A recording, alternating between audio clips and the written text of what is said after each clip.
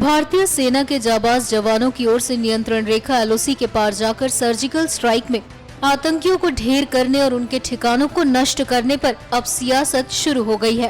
पहले दिल्ली के मुख्यमंत्री अरविंद केजरीवाल ने पीएम मोदी की सराहना की और बाद में सर्जिकल स्ट्राइक के सबूत जारी करने को कह दिया। और अब कांग्रेस के एक वरिष्ठ नेता ने इस सर्जिकल स्ट्राइक को फर्जी करार दे डाला। महाराष्ट्र कांग्रेस के प्रमुख संजय निरुपम ने ट्वीट किया कि हर भारतीय सर्जिकल स्ट्राइक चाहता है, लेकिन सियासी फायदे के लिए फर्जी सर्जिकल ऑपरेशन ठीक नहीं। कांग्रेस नेता संजय निरुपम ने भारतीय सेना की ओर से अंजाम दिए गए सर्जिकल स्ट्राइक पर सवाल उठाए।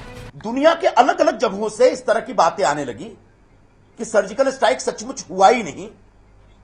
तब एक सवाल उठा कि पाकिस्तान जैसा छोटा सा देश, पिद्दी सा देश, भारत जैसे ताकतवर देश के एक सैनिक कार्रवाई के ऊपर सवाल उठा रहा है। भारत का जो पूरा एक अपना पाकिस्तान के खिलाफ अंतर्राष्ट्रीय मंचों पर उसे आइसोलेट करने का जो अभियान चल रहा था, उस अभियान को बट्टा लगा रहा है पाकिस्तान जैसा छोटा सा देश। और ऐसे में भारत सरकार चुपचाप तमाशा देख रही है। और भारत सरकार जिस पार्टी की है, उस पार्टी के लोग महज पोस्टरबाजी कर रहे हैं और इस प्रकार से एक राजनीतिक प्रचार का काम कर रहे हैं।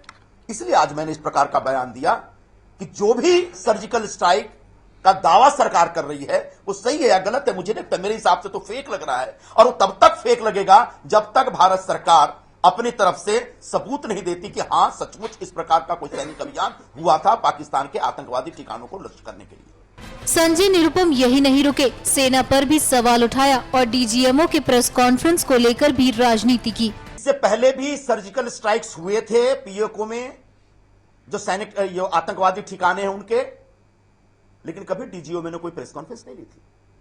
अब मेरा तो सवाल यह है कि डीजीएमओ को प्रेस कॉन्फ्रेंस लेने के लिए कहा किसने? वो कौन से पॉलिटिकल लोग थे जो चाह रहे थे कि डीजीएमओ घोषणा करें और उस घोषणा का राजनीतिक फायदा उठाया जाए?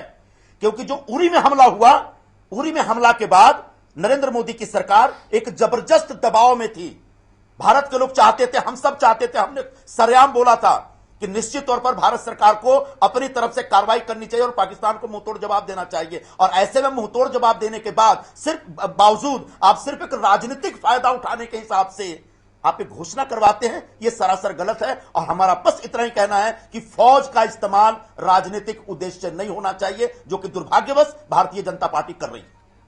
सर्जिकल स्ट्राइक को लेकर कांग्रेस के उपाध्यक्ष राहुल गांधी ने भी मोदी की तारीफ की थी, लेकिन वही अब उन्हीं की पार्टी के नेता ऐसा बोल रहे हैं। लगता है कि देश के अंदर पाकिस्तान का साथ देने वाले बहुत हैं। सियासी पार्टी से भले ही मतभेद हो सकते हैं, लेकिन देश के जवानों को लेकर सियासत किसी भी राजनेता या पार्टी को शोभा नहीं देती।